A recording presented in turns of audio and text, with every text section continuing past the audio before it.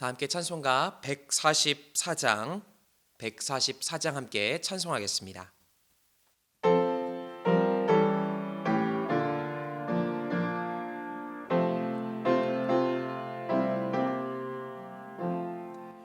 예수 나를 위하여 십자가를 질 때 세상 죄를 지시고 고초 당하셨네. 예수님 예수님 나의 죄 위하여 보배 죄임 받으소서. 십자가를 지심은 무슨 죄가 있나. 저 무지한 사람들 메시아 죽였네. 예수님 예수님 나의 죄 위하여 보배 피를 흘리니 죄임 받으소서. 피와 같이 붉은 죄 없는 이가 없네. 십자가의 공로로 눈과 같이 되네. 예수님 예수님 나의 죄 위하여 보배 피를 흘리니 죄임 받으소서. 아름답다 예수여 나의 좋은 친구. 예수 공로 아니면 영원 형벌받네. 예수님 예수님 나의 죄 위하여 보배 피를 흘리니 죄임 받으소서.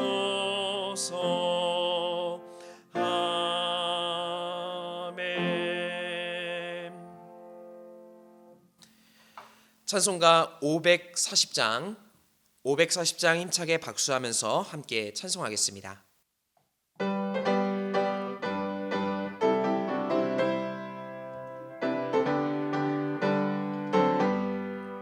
주의 음성을 내가 들으니 살아간단 말이세.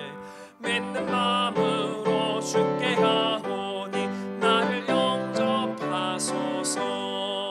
내가 매일 십자가 앞에 더 가까이 가오니 그새 주의 흘린 보배 피로써 나를 정케 하소서. 주여 넓으신 은혜 베푸사 나를 받아주시오. 나의 품은 뜻 주의 뜻같이 되게 하여 주소서. 내가 매일 십자가 앞에 더 가까이 가오니 그새 주의 흘린 보배 피로써 나를 정케 하소서. 주의 보좌로 나아갈 때에 어찌하니 기쁠까. 주의 얼굴을 항상 배우니 더욱 친근합니다. 내가 매일 십자가 앞에 더 가까이 가오니 그새 주의 흘린 보배 피로써 나를 정케 하소서. 그리고 주의 넓은 사랑을 증량할 자 없으며 주가 주시는 참된 기쁨도 헤아릴 수 없도다. 내가 매일 십자가 앞에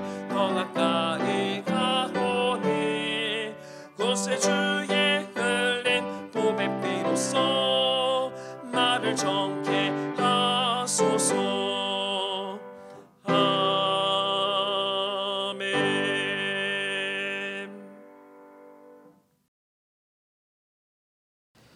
오늘의 성경 말씀은 신약 마태복음 5장 3절부터 12절까지의 말씀입니다. 마태복음 5장 3절부터 12절까지의 말씀을 저와 여러분들이 한 절씩 교독해서 읽도록 하겠습니다. 심령이 가난한 자는 복이 있나니 천국이 그들의 것이미요. 애통하는 자는 복이 있나니 그들이 위로를 받을 것이며 온유한 자는 복이 있나니 그들이 땅을 기업으로 받을 것이며 의에 줄이고 목마른 자는 복이 있나니 그들이 배부를 것이며 긍휼히 여기는 자는 복이 있나니 그들이 긍휼히 여김을 받을 것이며 마음이 청결한 자는 복이 있나니 그들이 하나님을 볼 것이며 화평하게 하는 자는 복이 있나니 그들이 하나님의 아들이라 일컬음을 받을 것이며 의를 위하여 박해를 받는 자는 복이 있나니 천국이 그들의 것임이라. 나로 말미암아 너희를 욕하고 박해하고 거짓으로 너희를 거슬러 모든 악한 말을 할 때에는 너희에게 복이 있나니 기뻐하고 즐거워하라. 하늘에서 너희의 상이 크니라. 너희 전에 있던 선지자들도 이같이 박해하였느니라. 아멘. 할렐루야. 오늘도 하나님의 은혜와 사랑을 경험하는 복된 이 새벽 되시기를 주님의 이름으로 간절히 축원드립니다. 누구나 복 받는 것을 좋아합니다. 그런데 정작 복이라는 것이 무엇인가를 생각해 보면 정의하기가 쉽지는 않은 것 같습니다. 많은 재물을 가지는 것이 복이다라고 생각할 수 있습니다. 하지만 때로는 재물 때문에 싸움이 나기도 하고 화목이 깨지기도 합니다. 이처럼 세상적인 기준에서 복은 많은 것으로 채워진 상태를 복이라고 말합니다. 그런데 복의 한자적인 어원을 보면 넉넉히 채워진다라는 그런 의미 외에 이런 의미도 있습니다. 사람의 힘을 초월한 것이다라는 뜻입니다. 즉, 내 힘으로 할 수 없는 것이 생겨날 때에 그것이 복이라는 것입니다. 그러한 의미에서 오늘 본문에서 말씀하는 복이 있는 사람이라는 의미가 더 와닿게 됩니다. 왜냐하면 주님은 복이 있는 사람은 이런 사람이다라고 말씀하시면서 내가 생각하는 복의 의미와는 다른 의미를 전해주시기 때문입니다. 오늘 본문에서 말하는 복은 우리가 일반적으로 생각하는 복과는 조금 다릅니다. 많이 채워진 상태를 복이라고 하지 않으시고 오히려 때로는 연약하고 또 상처 입고 또 부족한 상태에 있어도 복이 될 수 있다라고 말씀하십니다. 또한 세상의 기준보다 하나님의 기준을 따라 사는 것이 진정한 복이다라고 말씀하십니다. 그리고 내 것을 챙기려는 욕심을 부리며 사는 것이 아니라 나누고 베푸는 삶에 복이 있다라고 말씀해 주십니다. 즉 예수님이 말씀하시는 복은 세상의 기준과 다른 것입니다. 그러나 분명한 것은 예수님께서 말씀하신 삶의 방식대로 우리가 살아가게 된다면 내가 할 수 없는 하늘의 축복을 경험할 수 있다라는 것입니다. 그렇다면 어떤 사람이 복이 있는 사람입니까? 오늘 본문을 통해서 하늘의 복을 누리는 복된 삶을 살아가시기를 주님의 이름으로 간절히 축원드립니다. 먼저 첫 번째는 연약한 사람이 복을 누립니다.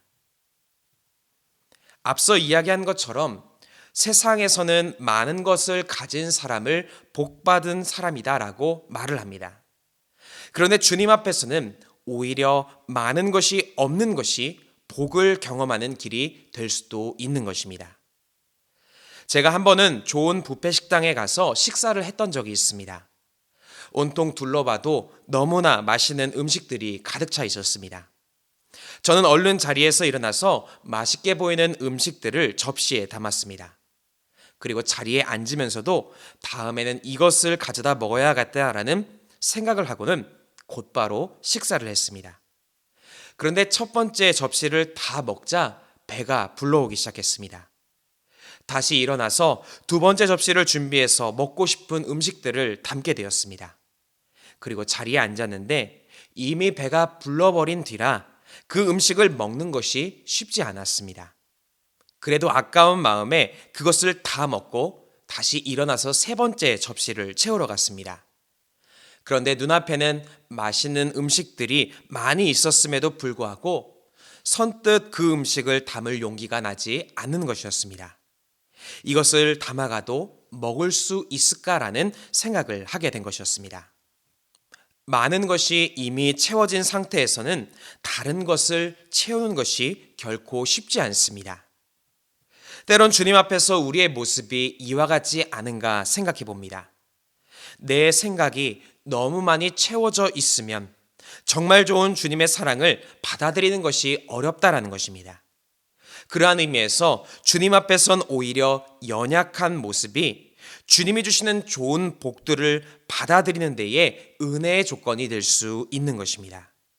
오늘 본문에서 예수님도 말씀하십니다. 3절 말씀에 심령이 가난한 자는 복이 있나니 천국이 그들의 것이며, 또한 4절 말씀에도 애통하는 자는 복이 있나니 그들이 위로를 받을 것이며, 마음이 공허하고 불안하고 슬픔이 가득 찰 때 오히려 주님이 그 마음에 찾아와 주시고 하늘의 위로와 축복을 주시는 좋은 기회가 될 수 있는 것입니다. 종종 우리는 삶이 풍요로울 때 주님을 잊고 살아가기도 합니다. 그런데 어려울 때는 어떻습니까? 주님을 간절히 의지하곤 합니다. 즉 나의 연약함이 주님을 만나는 복된 통로가 될 수 있는 것입니다. 구약 이스라엘 백성들은 출애굽 후에 광야 생활을 했습니다. 아무것도 없는 광야 생활 중에 그들은 하나님의 임재를 어느 때보다도 잘 경험했다라는 것입니다. 하나님이 직접 구름 기둥, 불 기둥으로 보호하시는 은혜를 경험했습니다. 또한 만나와 메추라기로 먹을 것을 책임져 주셨습니다. 아무것도 없는 광야였지만 오히려 더 직접적으로 하나님의 채우심을 경험할 수 있었다라는 것입니다. 오늘 우리의 삶에서 연약함이 찾아올 때 우리는 이때가 주님이 복 주시는 때임을 분명히 기억해야 합니다. 주님은 연약한 우리의 삶에 찾아와 주시고 하늘로부터 임하는 세상에 줄 수 없는 참된 위로와 평강을 준비해 주시고 또 내려 주실 것입니다. 바라기는 연약한 중에도 이런 주님의 사랑을 기대하시고 복 주시는 주님을 경험하시기를 주의 이름으로 간절히 축원드립니다. 두 번째로 하나님의 뜻대로 살아갈 때에 복이 있습니다. 오늘 말씀은 저에게 한 가지 질문을 던져주었습니다. 그것은 바로 나는 하나님을 믿는 것을 복으로 생각하고 있는가였습니다. 물론 저는 당연히 하나님을 믿게 된 것이 복이라고 생각하고 있습니다. 하지만 때로는 이런 믿음을 흔들어 놓는 상황이 찾아올 때가 있습니다. 주변에서 정말로 그게 복인가라고 의심의 소리가 들릴 때, 또 하나님보다 좋은 것이 많다라고 세상이 우리를 유혹할 때에, 또한 하나님을 믿는 것을 이유 없이 조롱하고 또 비난받을 때에, 즉 하나님을 섬기는 것이 쉽지 않을 때에 믿음의 흔들림을 경험하게 되는 것입니다. 그러나 분명한 것, 하나님의 뜻대로 살아가는 것에는 진정한 복이 있습니다. 오늘 본문 6절에도 기록합니다. 의에 줄이고 목마른 자는 복이 있나니 그들이 배부를 것이며, 하나님의 뜻대로 살아가는 것에는 진정한 복이 있다라는 겁니다. 물론 10절과 11절에 기록된 것처럼 하나님의 뜻대로 살아가는 것은 결코 쉽지 않습니다. 수많은 유혹 또 박해와 조롱도 있습니다. 그러나 이 어려운 중에도 하나님을 믿어야만 하고 또 믿는 이유는 분명합니다. 12절 말씀은 기록합니다. 기뻐하고 즐거워하라. 하늘에서 너희의 상이 큼이라. 바로 하늘의 상급이 있기 때문인 것입니다. 오늘 우리가 사는 시대는 앞길을 전혀 예측할 수 없습니다. 많은 사람들은 불투명한 미래로 인해서 근심하고 걱정을 합니다. 하지만 우리 믿음의 사람에게는 그런 근심이 필요가 없습니다. 왜냐하면 우리의 앞길에는 하늘의 상급이 예비되어져 있기 때문인 것입니다. 그러한 의미에서 우리는 정말로 복받은 사람입니다.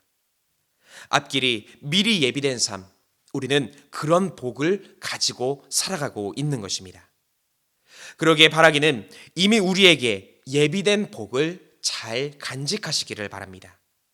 어떤 유혹, 핍박 중에도 믿음의 끈을 잘 지켜가시기를 바랍니다. 물론 어렵겠지만 어려울 때 주님께 도움을 구하며 다시 이겨낼 수 있기도 바랍니다. 주님은 분명 피할 길을 내시고 더 풍성케 하시며 최후의 승리를 우리에게 허락해 주실 것입니다. 오늘 우리는 하나님으로 인하여 복받은 사람입니다. 이 믿음을 잘 간직하시고 최후의 하늘의 상급을 누리는 복된 삶이 되시기를 주의 이름으로 간절히 축원드립니다. 끝으로 사랑을 베푸는 삶에 복이 있습니다. 예전에 드라마를 보면 이런 장면이 있었습니다. 경제적으로는 어렵지만 화목한 가정, 이런 가정이 꼭 식사를 할 때는 어머니가 이런 말을 하십니다. 엄마는 먹지 않아도 배가 부르다.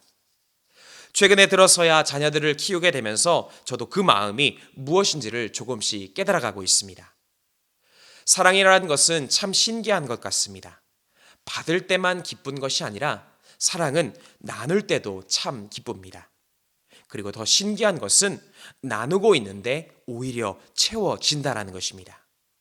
오늘 예수님도 그것을 말씀하십니다. 본문 5절 말씀에서 온유한 자는 복이 있나니 그들이 땅을 기업으로 받을 것이며, 또한 7절 말씀에도 긍휼히 여기는 자는 복이 있다라고 말씀하십니다.